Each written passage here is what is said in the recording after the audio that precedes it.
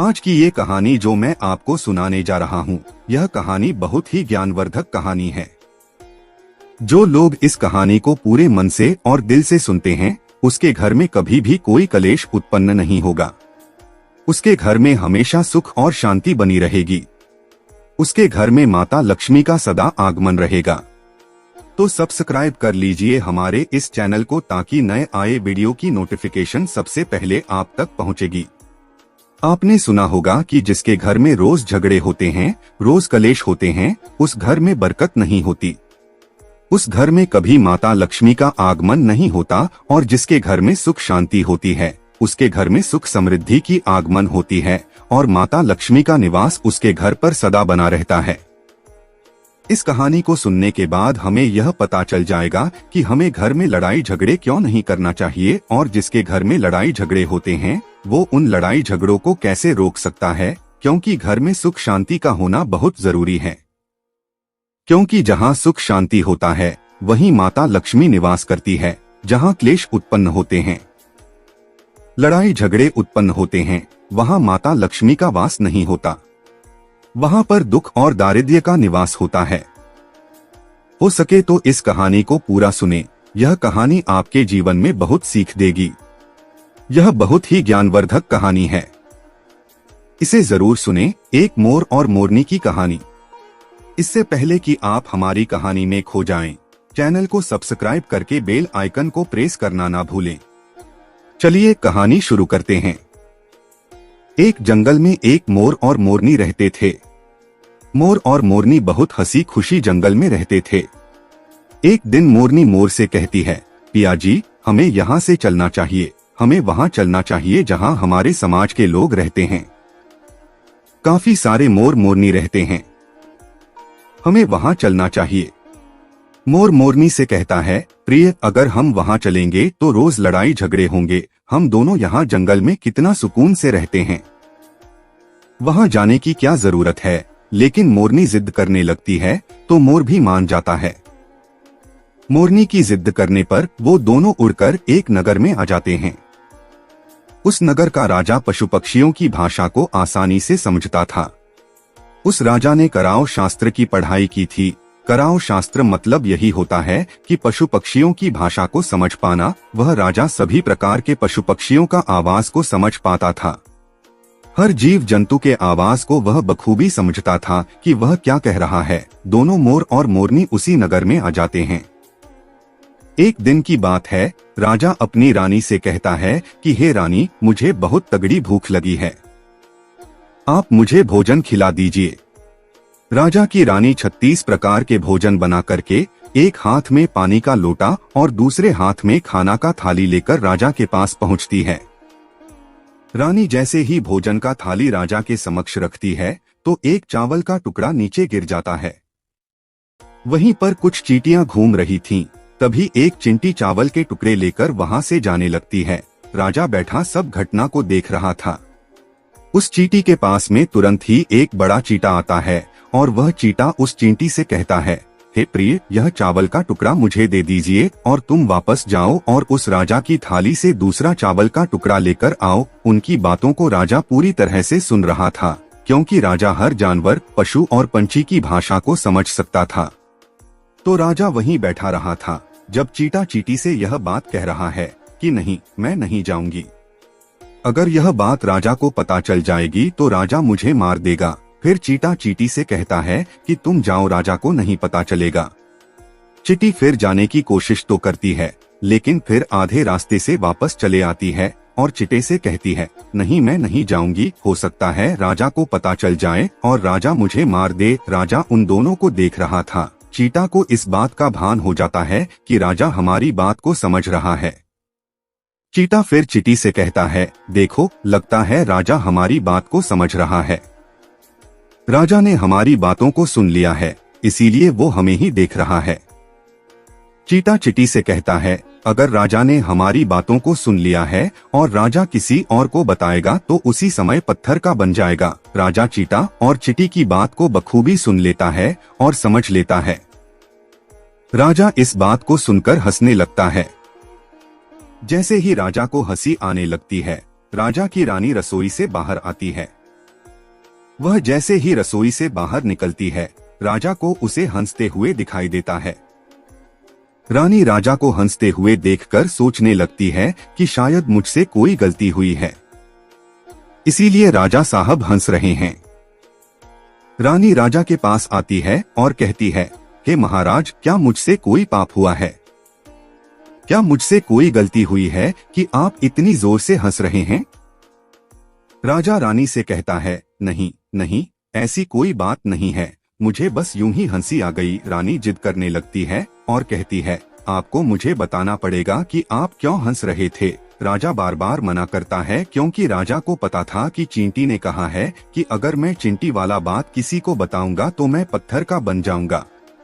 इसीलिए राजा रानी को यह बात नहीं बताना चाहता था, लेकिन रानी बार बार जिद करती है और कहती है, आपको मुझे बताना ही पड़ेगा कि आप क्यों हंस रहे थे। अगर आप मुझसे सच्चा प्रेम करते हैं, अगर आप मुझे अपना समझते हैं, तो आपको यह बताना पड़ेगा कि आप क्यों हंस रहे थे। राजा अब धर्म संकट में पड़ गया है।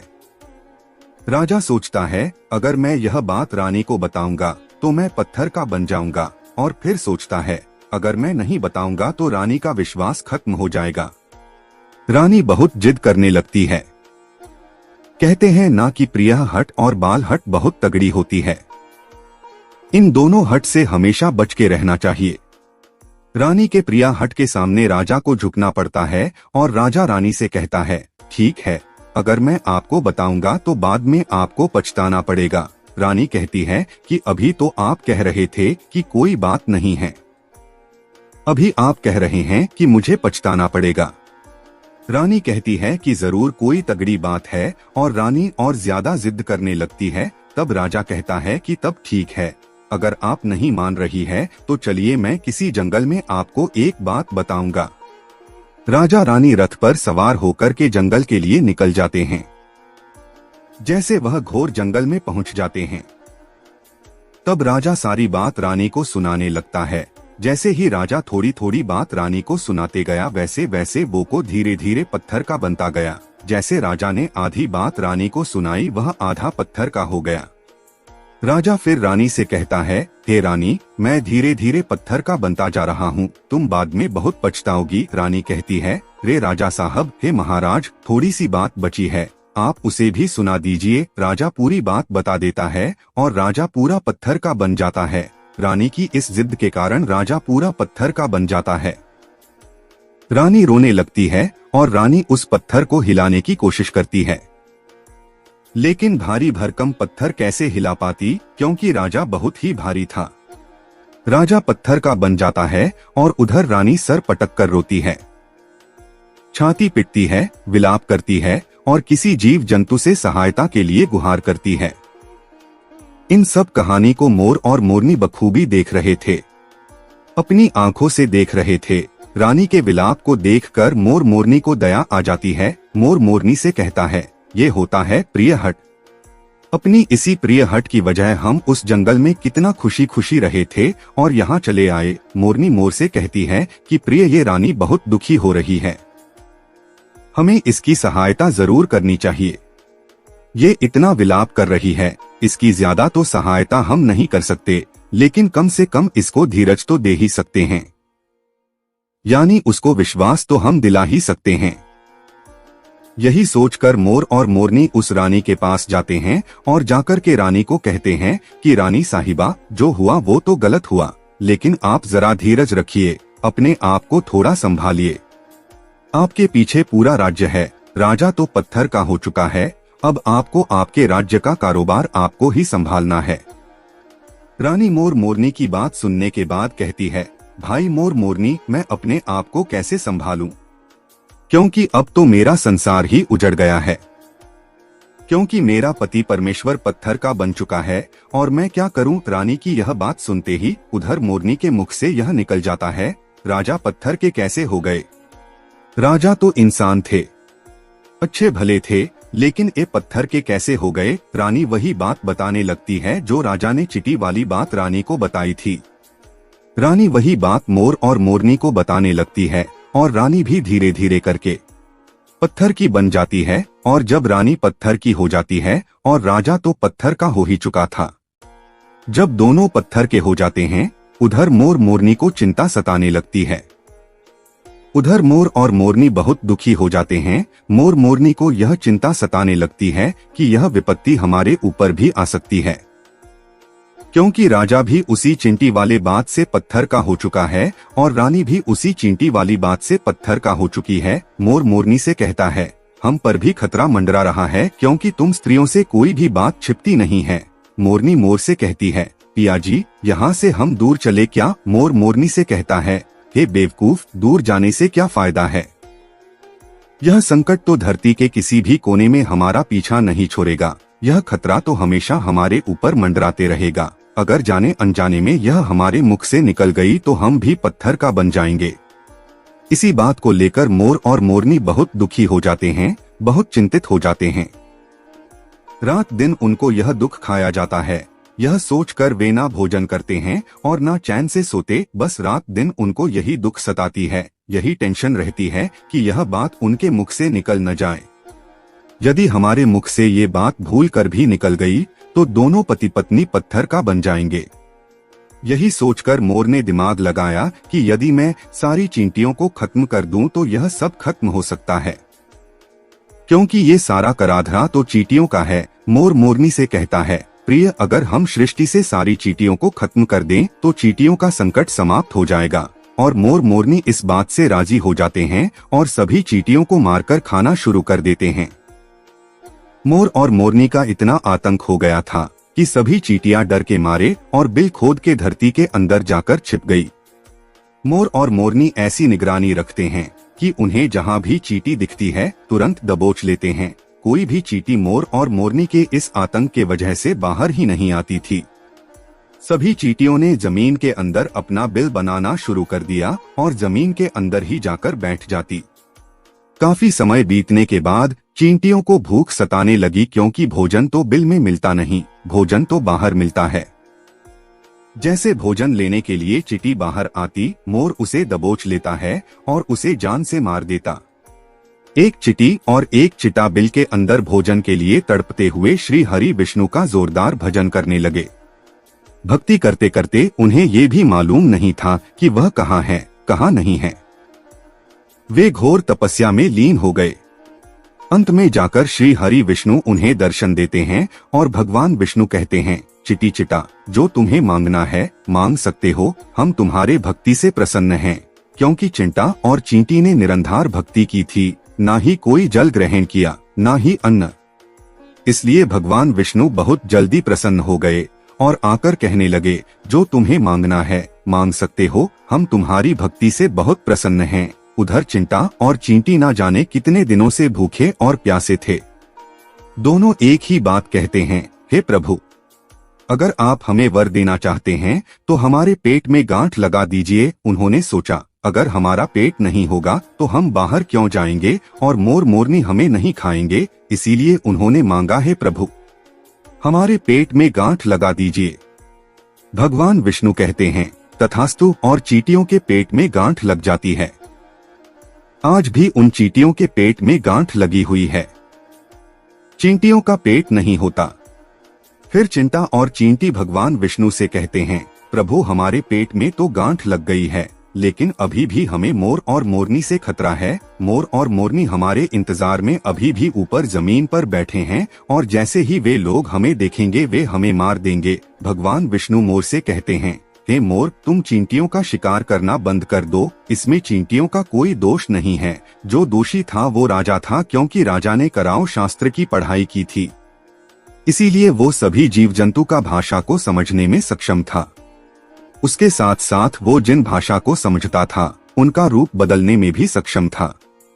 पशु पक्षियों का वह रूप धारण किया करता था और जब वह राजा रूप धारण करता था उन पक्षियों के साथ संभोग भी किया करता था, और जब वो पशु पक्षी गर्भ धारण करते थे तो वो उन्हें छोड़ करके इंसान बन जाता था और फिर ऐसी पशु पक्षियों पर वह जोर से हंसता था। इसकी ऐसी मूर्खता के कारण ही आज ये राजा पत्थर का बना पड़ा है। मोर कहता है, हे प्रभु, उनकी पत्नी का उनकी रानी का क्या दोष है? श्री हरि विष्णु कहते हैं कि उनकी पत्नी भी उनके इस पाप में भागीदारी है, क्योंकि उनकी पत्नी अगर उनको रोकती तो वह इतना बड़ा पाप नहीं करता।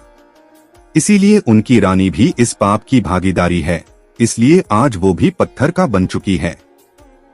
श्री हरि के समझाने के बाद मोर उनसे कहता है, हे प्रभु, पर इस बात को हम किसी और से कहेंगे जो कि रानी ने हमें सुनाई है, तो क्या हम पत्थर के बन जाएंगे? श्री हरि विष्णु कहते हैं कि तुम्हारा यह श्राप अब समाप्त हो चुका है, तुम्हें किसी से कहने पर कोई फर्क नहीं पड़ेगा।